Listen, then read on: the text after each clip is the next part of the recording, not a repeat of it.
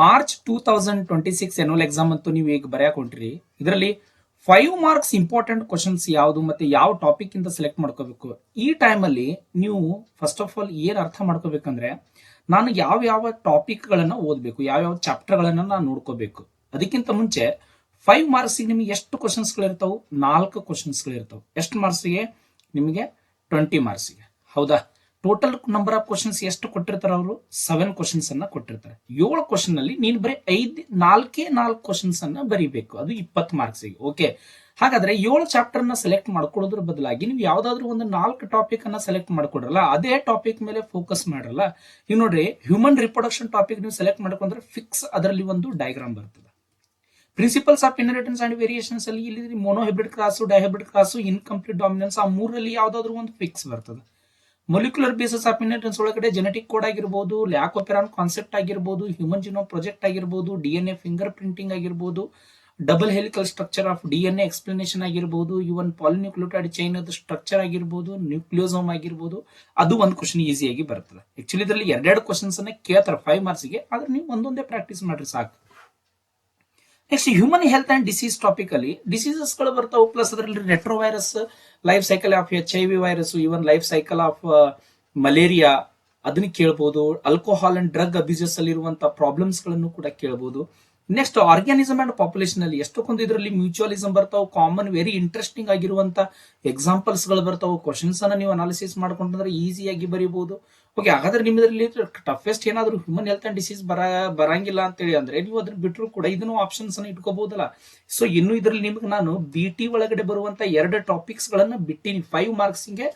ಅದ್ರಾಗಿಂದನೂ ಸಹಿತ ಕ್ವಶನ್ಸ್ ಗಳು ಬರತಾವ್. Okay, so ಅದನ್ನ ಸ್ಕಿಪ್ ಮಾಡಿನ ನಾನು ಹೇಳ್ತಾ ಇರೋದು ನಿಮಗೆ.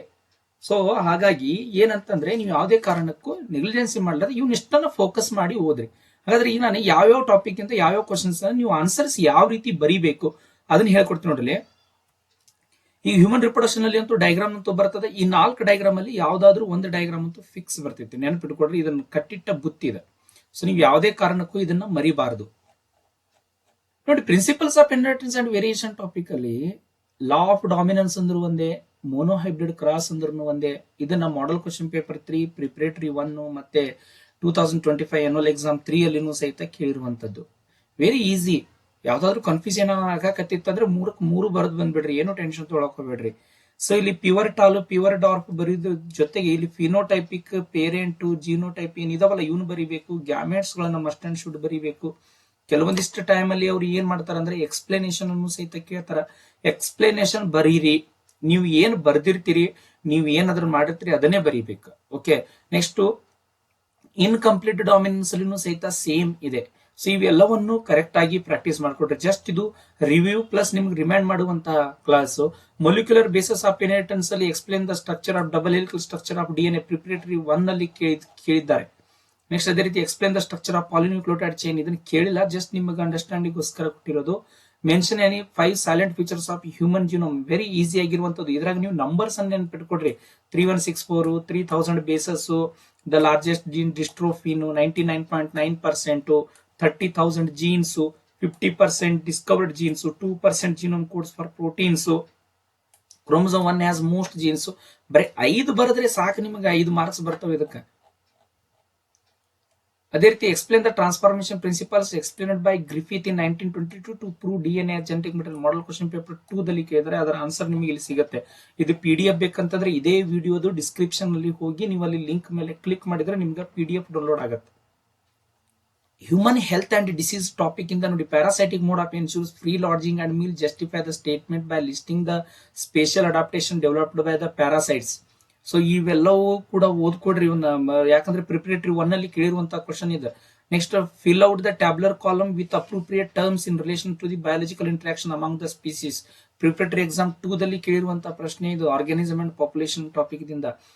Name the type of interaction seen in each of the following examples. ಇಲ್ಲಿ ಕೆಲವೊಂದಿಷ್ಟು ಎಕ್ಸಾಂಪಲ್ಸ್ ಅನ್ನು ಕೊಟ್ಟಿದ್ದಾರೆ. ಅಲ್ಲಿ ನೀವು ಜಸ್ಟ್ ಅದರಲ್ಲಿ ಯಾವ ಒಂದು ಇದು ಬರುತ್ತೆ, ಕಾಮನ್ ಸಾಲಿನಿಸಮ್ ಬರುತ್ತೋ, ಪ್ಯಾರಾಸೈಟಿಸಮ್ ಬರುತ್ತೋ, ನೀವು ಅದನ್ನ ಅಂಡರ್ಸ್ಟ್ಯಾಂಡ್ ನೋಡ್ಕೊಂಡ್ರೆ ಕ್ವಶನ್.